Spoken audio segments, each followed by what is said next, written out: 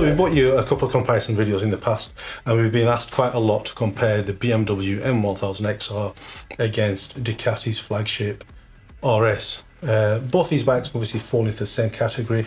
They're supposed to be adventure tourers with their big sports bike engine in them. Obviously BMW has taken the engine from the S1000RR and Ducati have taken the Panigale engine. Ducati have really restricted the power output of the bike, both mechanically and even more so electronically.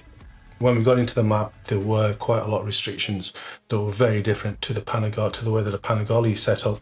Just do a quick comparison. This is the stock power output from both the bikes. You can see the BMW really has it. It has it everywhere. It has it at the bottom end. There's a little bit between 8 and 9,000 RPM that the RS catches up on. But everywhere else, the BMW is putting out a lot more power. Same story for the torque.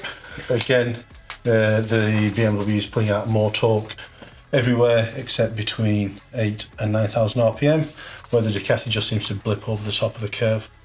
But as we're a mapping firm and we can't really compare a bike that's so heavily restricted at the factory with a bike that's not as heavily restricted at the factory, when we compare the two bikes mapped, it becomes a slightly different story.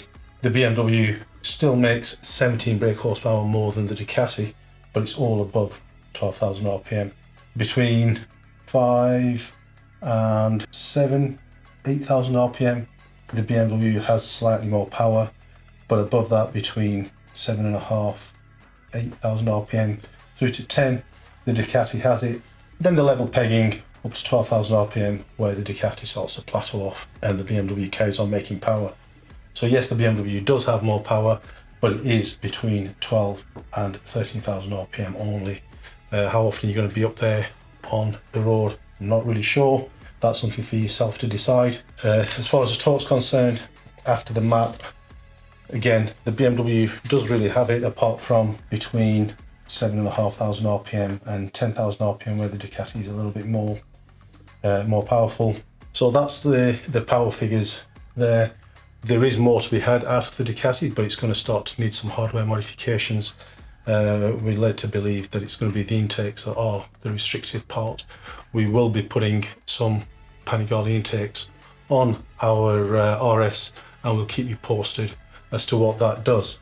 But we hope this brings you a little bit more information on the stock bikes and the map bikes, give you a little bit more information as to how the bikes really sort of like live up to your expectations. As far as the bikes go, on the road riding, I've done a lot more riding on the RS. It is an absolutely phenomenal bike to ride, as is the BMW. Not got as much experience on the XR, I've got to admit. I've done a lot more on the RS. They are obviously similar bikes aimed at a similar market and a similar buyer. The DNA is quite different.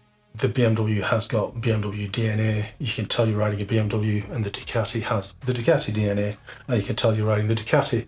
That's something for yourself to pick up. I don't think you're ever going to get a YouTube reviewer to say that either of these bikes are bad. I think you're going to struggle to get any YouTube reviewer to say any bike's bad, because they're not going to get any more rides on that bike.